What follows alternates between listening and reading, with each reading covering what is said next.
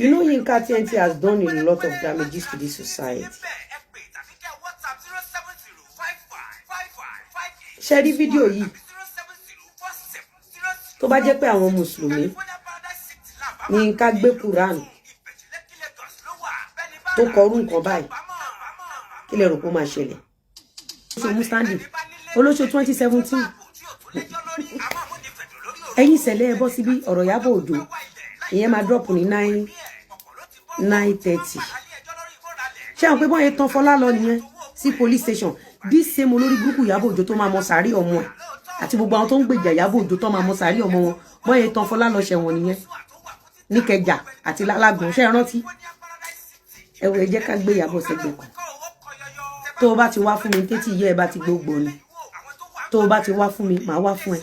Ìyá ẹ bàbá ẹ ọmọ ẹ business ẹ tó ìwọ náà wá fún business mi ó wá fọmọ mi ó wá fún ìyá mi ó wá fún bàbá mi ó wá fọkọ mi tó bá ti wá fún mi and moi the last time tèmi àti ẹjọ pò sọ pé mi ìdọdọ ọkọ ẹ àgbò tó fẹ́ ìrìn lọ ni mí agbára ló lọ mú wá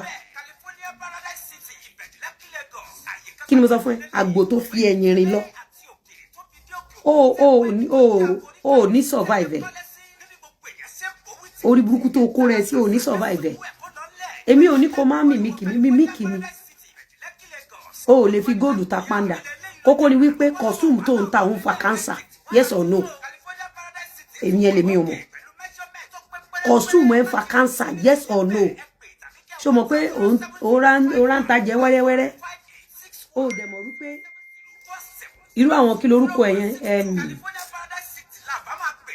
jókòó ti àsáró òkú Mohbad Bàsílábàsì jẹ òkúkú mọ̀ wípé òun ò ní ṣọ́ọ̀bù pàrágà mọ́ má jẹ́ kí n já ẹ jù mọ́ínmọ́ín jáde tán má jẹ́ kí n jẹ jù 9:30 a fẹ́ drop video Ìyábọ̀ Òjó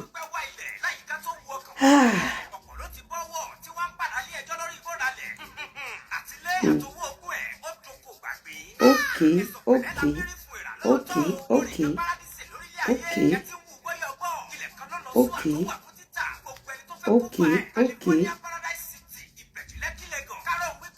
Àǹtí mi ẹ ṣé fún information yìí ẹ ṣé mà.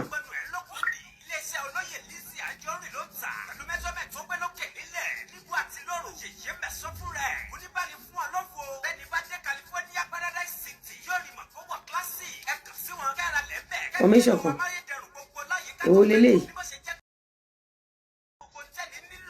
yóò ti ṣe pé àbí.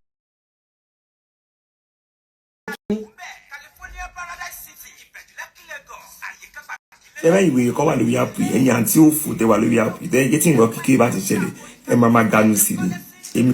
Ẹjọ́ mi ní interest inú tẹ́lẹ̀ fèsì lẹ́yìn tí ẹ kí gbogbo yín mọ bí ṣe máa ń ṣe nǹkan mi.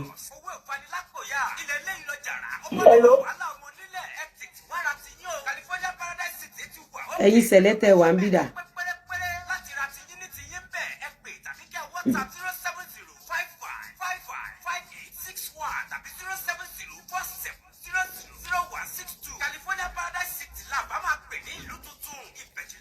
Ẹ̀yin sẹ̀lẹ́tẹ̀ wà ń bìdà.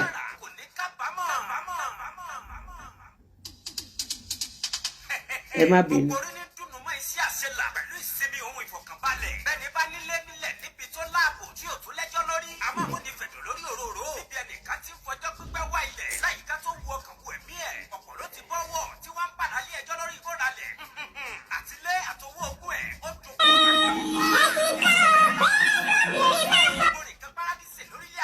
Ẹ jẹ́ ká listen, my issue is